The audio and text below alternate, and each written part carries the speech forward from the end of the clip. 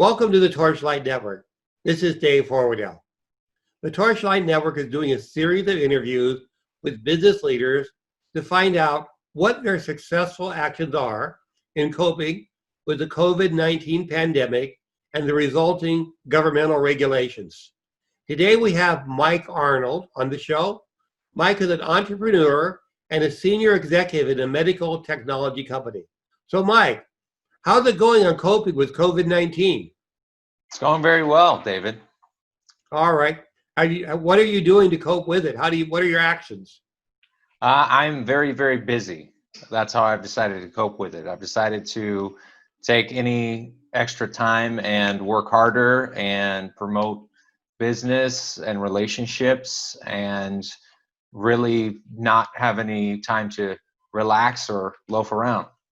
All right. So are you considered a quote unquote an essential worker? Yes, our company is considered essential, at least Realm Technologies. Very good. And are you working out of home or are you working in the office? So I'm working out of my home. All right. Very good. And how's the company doing? How is it coping? So in the beginning of everything, there were some thoughts or concerns about things slowing down, whether it's production or relationship building or expansion. However, our company has actually succeeded past really any particular goals that we had prior to COVID as far as production, interest gain, relationships, investment. We have more investors in the last, let's say 60 to 90 days than we expected or we had prior. We've broken records with the amount of investors and partnerships that we've gained. All right. What would you advise another company or another businessman if what they should do if they're having problems in this era? The best advice I can give to anyone in business, facing restrictions or problems is use it. Figure out how you can leverage this situation, look for opportunities to leverage your particular business or your position in the market.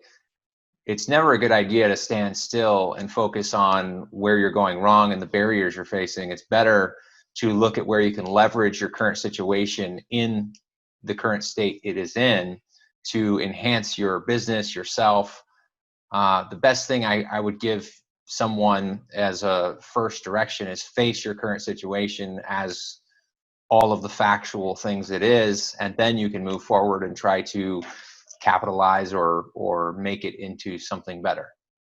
I got you. So do you agree with the philosophy that wherever you have a barrier, there's an opportunity that goes with it? Of course. Yeah, I agree with that.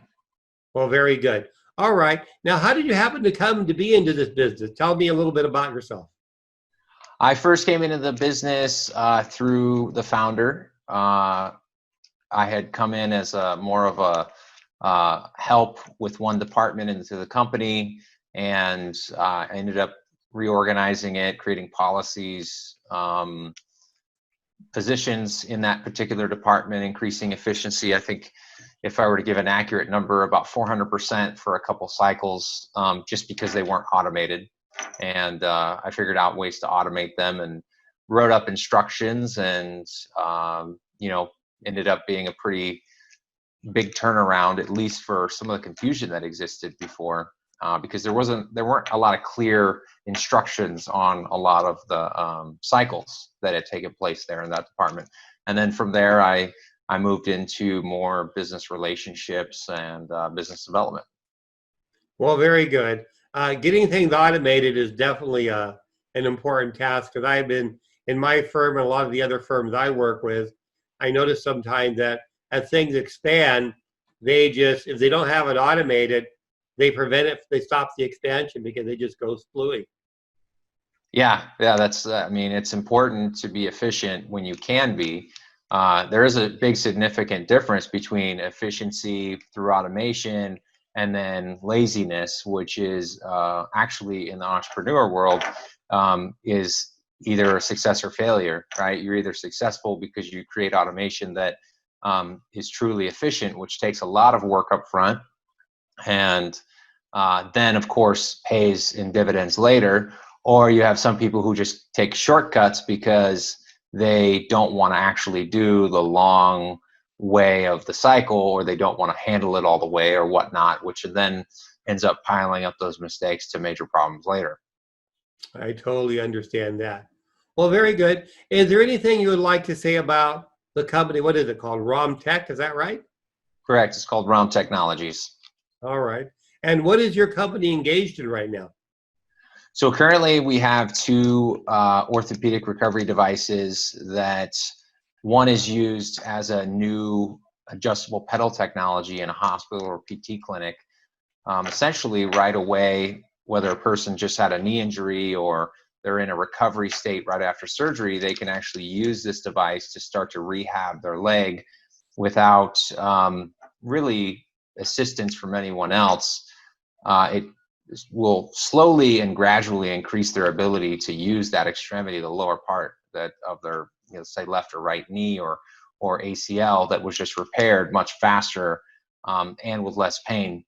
And then we have a device that we use at home with patients that is a telemedicine device and a teletherapy device.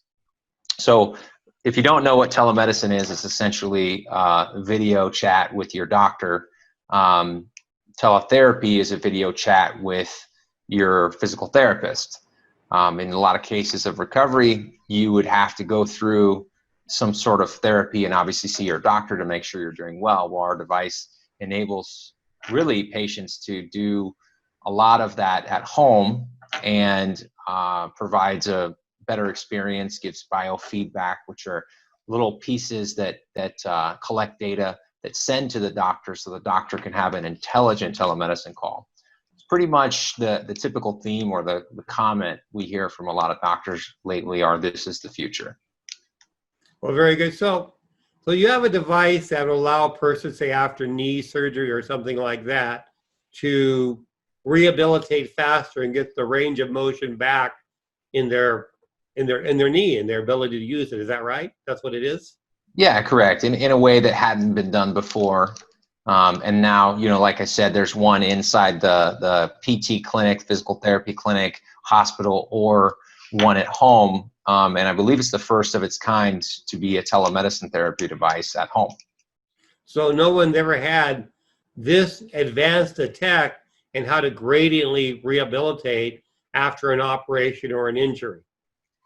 Correct. I mean, there definitely has been other devices that exist, but none that do telemedicine and none that have the adjustable pedal technology or the type of biofeedback that we provide with the video capability with, doctor visits. Very good. And how much does this speed recovery compared to what used to be the therapy? You have any idea? So I do, but for legal reasons, we're not allowed to state specifically because every patient's different. What I can tell you is that we are currently doing some randomized trials which will prove the efficacy and how much it speeds up recovery. We do have a few pilot studies, which are a small number of patients that we compared to patients who didn't use the device, and we did find that they had some major changes in how quickly they were able to recover. But again, relative to the patient, the type of surgery, but so far, we've been able to prove out, at least with the patients using it, that they are recovering much, much faster. If I were to give anybody specific advice on, running their business or their life even during shutdowns and uncertainty, is definitely get some knowledge on and some concrete information you can use to make your decisions about your business. Never, stop looking for information and always reach out to somebody who you believe is doing what you'd like to do by way of success in order to get advice. Not people who are who you think, but make sure that that person is actually achieving what you'd like to achieve. That's who you should model. Well, very good. That's really good advice. Thank you for being on the show today. Thanks.